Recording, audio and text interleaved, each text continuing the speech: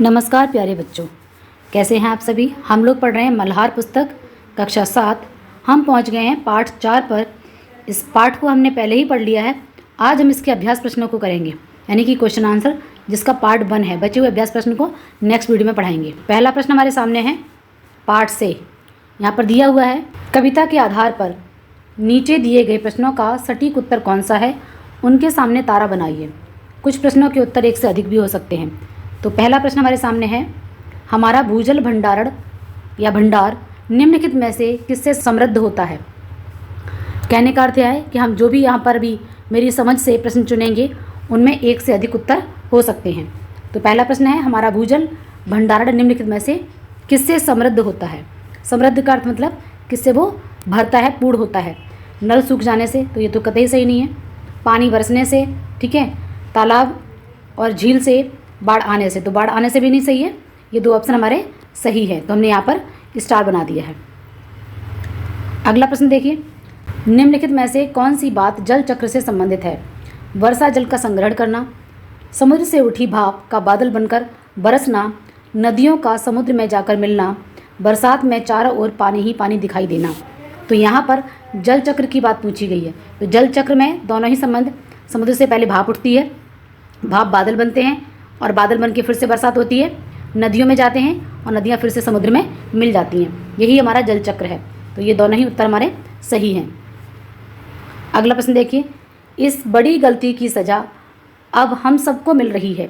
यहाँ किस गलती की ओर संकेत किया गया है।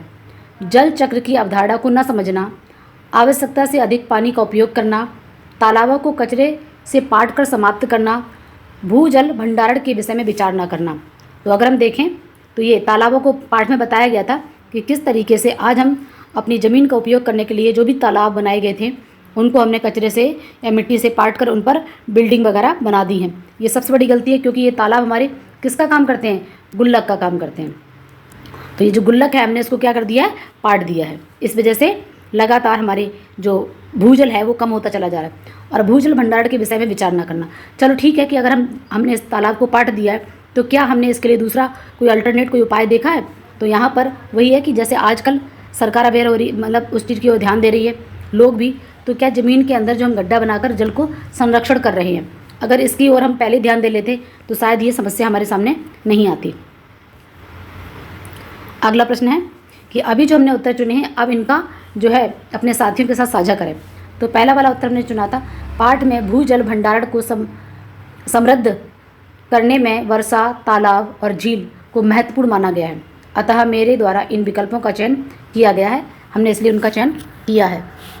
दूसरे प्रश्न में हमने चुना था कि दोनों विकल्प सही हैं। दो विकल्प को चुना था, एक जल चक्र का और प्राकृतिक, ये एक प्रकार का अंग है जो कि हमने चुना था। तीसरे प्रश्न में मेरे द्वारा इस विकल्प में दो विकल्प चुने गए थे, एक बड़ी गलती यानी कि तालाबों से कचरे को पाट कर समाप्त करना, और दूसरा क्या था, भूजल भंडारण के विषय में विचार न करना। तो ये दोनों ही बड़ी गलतियाँ थीं।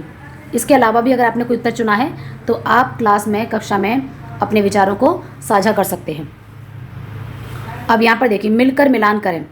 तो इसमें क्या पूछा गया है कि वर्षा जल है, दूसरा जल संकट है, जल चक्र है, भूजल है।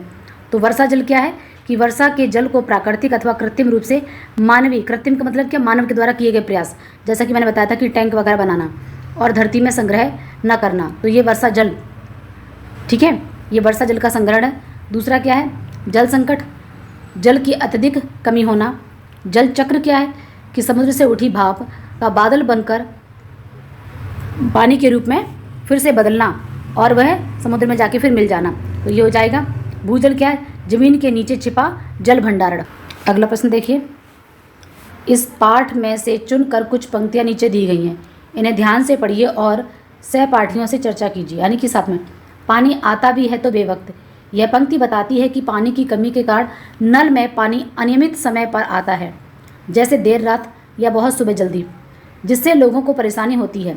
दूसरा पंक्ति है हमारे सामने, देश के कई हिस्सों में तो अकाल जैसे हालात बन गए हैं। यह दर्शाता है कि गर्मियों में पानी की भारी कमी के कारण कई जगह पर सूखे जैसी समस्या हालात बन जाते हैं। कुछ दिनों के लिए सब कुछ थम सा जाता है। बरसात में बाढ़ के कारण सड़कें, स्कूल, अन्य गतिविधियां रुक जाती हैं, जिससे जीवन प्रभावित होता है। अगला प्रश्न है, अकाल और बाढ़ एक ही सिक्के के दो पहलू हैं। ये पंक्ति बताती है कि पानी की कमी, अकाल और अधिकता, बाढ़ एक ही समस्या के दो रूप हैं जिन्हें जल चक्र को समझकर हल किया जा सकता है। अगला प्रश्न है, लेख को एक बार पुनः पढ़िए। लेख मतलब पाठ को निम्नलिखित के विषय में पता लगाकर बताइए। जैसे पाठ में धरती को एक बहुत बड़ी गुल्लक क्यों कहा गया है, तो यहाँ पर धरती को गुल्लक इसलिए कहा गया है क्योंकि यह वर्षा के पानी को तालाब, झीलों और नदियों में जमा करती है। जैसे हम गुल्लक में पैसे जमा करते हैं, यह जमा पानी भूजल भंडारण को समृद्ध करता है, जिसे हम बाद में उपयोग कर सकते हैं। अगला था, जल चक्र की प्रक्रिया कैसे पूरी होती है। जल चक्र की प्रक्रिया इस प्रकार पूरी होती है, जैसे क्या करते हैं, सबसे पहले क्या होता है कि जो समुद्र होता है उसमें पानी क्या होता है, वाष्पीकरण होता है। ठीक है, सूर्य की गर्मी से पानी समुद्र, झीलों, नदियों से वाष्प बनता है, मतलब एवोपरेट होता है और उड़कर वायुमंडल में पहुंच जाता है जहाँ कंडेंसेशन होता है। फिर क्या होता है, जैसे हम संघनन बोलते हैं, यह वाष्प ठंडी हवा में ऊपर जाकर बादल बनता है और वृष्टि मतलब फिर यह पानी बन जाता है, यानी कि ड्रॉप्स बन जाते हैं। पानी बादल से पानी बरस कर पृथ्वी पर वापस आ जाता है और यही जब ड्रॉप्स भारी हो जाते हैं तो बारिश के रूप में नीचे आ जाते हैं, कभी बर्फ़ के रूप में, अर्थात ओले। ओले भी पड़ते हैं ना कभी कभी, तो और कभी कभी ओस, जो आप देखते हो ओस भी कहीं ना कहीं यही है पानी। तो इस तरीके से वापस से पृथ्वी पर आ जाता है।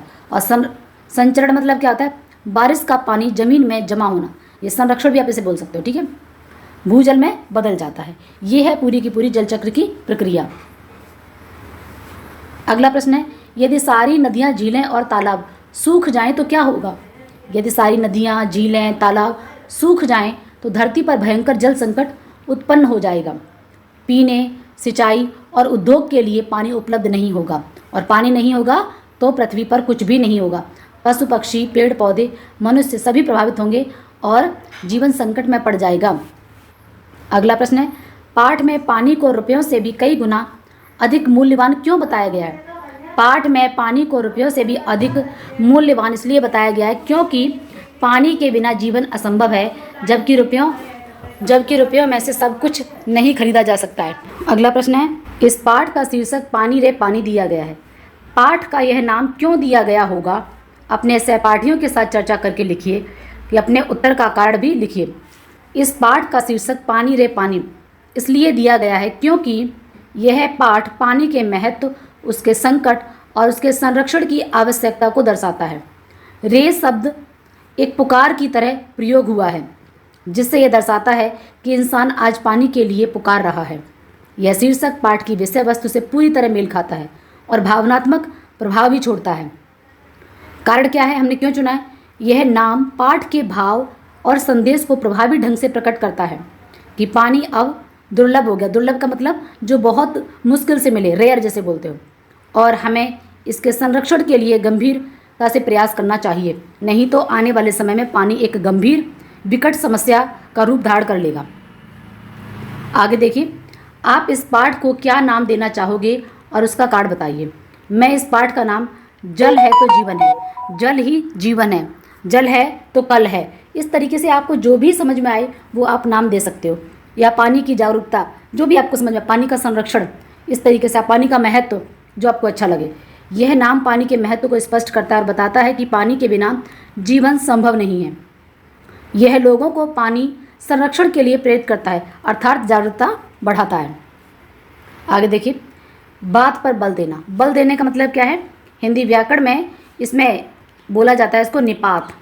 निपात मतलब एक अव्यय शब्द है, जैसे तुम्हें ही ये काम करना पड़ेगा। तो यहाँ पर देखिए, हमारी यह धरती भी इस तरह की एक बड़ी गुल्लक है, हमारी ये धरती इस तरह की एक बड़ी गुल्लक है। तो ये भी जो है, इस पर जोर देकर, बल देकर बात कही जा रही है, जिसे हम कहते हैं निपात। यह एक ग्रामर का टॉपिक, जिसे अभिकारी अव्यय पढ़ते हैं, उसमें आपका क्रिया विशेषण, समुच्चयबोधक, संबंधबोधक, विस्मयादिबोधक और निपात। इन दोनों वाक्यों को ध्यान से पढ़िए। दूसरे वाक्य में कौन सा शब्द हटा दिया गया है, उस शब्द को हटा देने से वाक्य के अर्थ में क्या अंतर आया, पहचान करके लिखिए। ये सामान्य सा वाक्य है, लेकिन यहाँ पर विशेष रूप से बल दिया है। यह धरती भी मतलब गुल्लक के समान बताया है। हटाया गया शब्द और अंतर में देखिए, दूसरे वाक्य में भी शब्द जो है इसको हटा दिया गया। अंतर क्या है, पहला वाक्य हमारी धरती भी, यह दर्शाता है कि धरती के अलावा भी चीज़ें गुल्लक की तरह काम करती हैं और धरती उनमें से एक है। भी शब्द तुलना और जोड़ देने के लिए। दूसरे वाक्य में हमारी यह धरती केवल धरती को गुल्लक बताता है, बिना किसी तुलना, जिससे वाक्य का प्रभाव कम हो जाता है। अर्थात ये निपात, तो ये बल देने का काम करता है, अर्थात विशेष प्रभाव डालता है। ठीक है, आगे देखिए। पाठ में ऐसे ही कुछ शब्द भी आए हैं जो अपनी उपस्थिति से वाक्य में विशेष प्रभाव उत्पन्न करते हैं। पाठ को फिर से पढ़िए और इस तरह के शब्दों वाले वाक्यों को चुनिए, यानी कि हमें जोड़ देने वाले, बल देने वाले शब्दों को जोड़ना है। ये कौन कौन से होते हैं देख लीजिए, जैसे ही है, भी है, तक है, जब है, इस तरीके के। तो देखिए, पानी आता भी, तो यहाँ पर आपको दिख रहा है भी आया हुआ है। भी शब्द यहाँ यह दर्शाता है कि पानी की उपस्थिति भी समस्या है, क्योंकि यह सही समय पर नहीं आता। कुछ दिनों के लिए सब कुछ थम सा जाता है। यहाँ पर सब कुछ ये एक अव्यय की तरह काम कर रहा है, इसलिए निपात है। यहाँ पर सब कुछ शब्द ज़्यादा व्यापक असर दर्शाने के लिए प्रयुक्त हुआ है। अकाल और बाढ़ एक ही सिक्के के, तो एक ही सिक्के के दो पहलू के समान है। ठीक है, अब वैसे पूरा भी, लेकिन यहाँ पर ही जो है। दूसरे में देखिए, पानी को रुपए से भी कई गुना, तो यहाँ पर कई गुना ज़्यादा शब्द यह दर्शाता है पानी को रुपयों से भी कई गुना ज़्यादा मूल्यवान। तो यह शब्द हमें दिखाता है कि पानी का मूल्य केवल आर्थिक दृष्टि से नहीं है, जीवन के दृष्टिकोण से भी बहुत अधिक है। अगर आप ये टॉपिक पूरा पढ़ना चाहते हो तो मैंने इसे अपने चैनल पे जाके पढ़ा, डिस्क्रिप्शन बॉक्स में जाकर आप वहाँ से प्लेलिस्ट से ये वीडियो पढ़ सकते हो। अगला देखिए, नीचे दिए गए वाक्यों में रेखांकित शब्द के स्थान पर समान अर्थ देने वाले उपयुक्त शब्द लिखिए। इस कार्य के लिए आप बादल में से शब्द चुन सकते हो। आपके अभ्यास प्रश्न में बादल बने उसमें से ले सकते हो। जैसे यहाँ सूरज की किरणें पड़ते ही फूल खिल उठे। ठीक है, तो यहाँ पर क्या पूछा गया है कि जो सूरज है, इसके लिए हमें क्या करना है, इसके पर्यायवाची शब्द। सूरज को क्या, सूर्य, भास्कर, दिवाकर और दिनकर।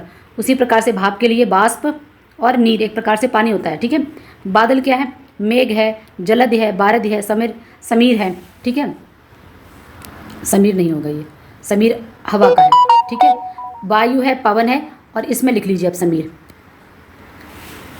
ठीक है, आगे देखते हैं। यहाँ पर दिया हुआ है कि देश के कई हिस्सों में तो अकाल जैसे हालात बन जाते हैं। उपयुक्त वाक्य में आ और काल शब्द में जुड़कर एक नया अर्थ दिया गया। काल का अर्थ समय, मृत्यु, जब अकाल का अर्थ है कुछ समय, सूखा। कुछ शब्दों में काल के आधार से जुड़कर उसके अर्थ में परिवर्तन कर देते हैं, विशेषता उत्पन्न कर देते हैं। इस प्रकार नए शब्दों का निर्माण करते हैं। तो इस तरह के शब्दों को उपसर्ग कहा जाता है। अब देखिए, हिंदी ग्रामर में एक आपका उपसर्ग है और एक आपका प्रत्यय है, दूसरा संधि है और चौथा समास है। ये चार टॉपिक नए शब्दों को जोड़ने का काम करते हैं, नए नए शब्दों को बनाते हैं। उपसर्ग मतलब प्रीफिक्स, प्री मतलब पहले, फिक्स मतलब फिक्स हो जाना, जो शब्द के पहले आकर फिक्स हो जाएं। ठीक है, उपसर्ग। और प्रत्यय शब्द के बाद में लगते हैं, मूल शब्द से पहले आकर। शब्दांश, ये दोनों क्या होते हैं, शब्दांश होते हैं, मतलब शब्द नहीं होते, शब्दों के अंश। संधि में क्या होता है, वर्ण होते हैं, और समास में पद होते हैं। ठीक है, तो यहाँ पर देश मूल शब्द है, इसके पहले आके हमने क्या जोड़ा है, प्र, तो क्या बन गया, प्रदेश। आपको देख पा रहे हो, यहाँ से देखो ये प्रदेश बन गया। ठीक है, इसी प्रकार से वी, तो क्या बन गया, विदेश बन गया। पर, परदेश बन गया। स्व, स्वदेश। तो ये सब के सब क्या हैं, ये हमारे हैं शब्दांश। इसी प्रकार से जैसे मैं आपको एक और एग्जांपल दूं, हार, तो क्या बन जाएगा, प्रहार, विहार, सम प्लस हार, संहार, आहार। ठीक है, तो ये कहलाते हैं उपसर्ग। इस टॉपिक को मैंने डिटेल में अपने चैनल पे पढ़ाया है। अगर आप इसको डिटेल में पढ़ना चाहते हो तो चैनल पे जाके आप इसे पढ़ सकते हो। देखिए, अब यहाँ पर कुछ और नए शब्द दिए गए हैं, जैसे सुपात्र, अपात्र, अज्ञान, विज्ञान। ठीक है, यहाँ पर दिए हैं। इस तरीके से आप भी और नए शब्दों को बना सकते हैं। देखिए, यहाँ पर मैंने आपको भी अभी जो एग्जाम्पल दिया था, जैसे हार का दे दिया। ठीक है, तो आपने इसमें वी जोड़ दिया, तो क्या बन गया, विहार। ठीक है, इसमें मैंने प्र जोड़ दिया, तो क्या बन गया, प्रहार। इसी प्रकार से मैंने इसमें जोड़ दिया आ, तो क्या बन गया, आहार। ये क्या है हमारे, ये उपसर्ग हैं। उपसर्ग से नए नए शब्द, हार मतलब हार और जीत, गले में पहनने वाला हार। लेकिन यहाँ पर देखिए बिल्कुल अलग अर्थ आ गया। तो इस तरीके से हम ये उपसर्ग और प्रत्यय से नए शब्दों का निर्माण करते हैं। बचे हुए क्वेश्चन को अगले वीडियो में लेकर आएंगे। आपको पढ़ाया हुआ कैसा लग रहा है आप प्लीज़ कमेंट सेक्शन में जरूर लिखकर बताइए। तब तक के लिए धन्यवाद।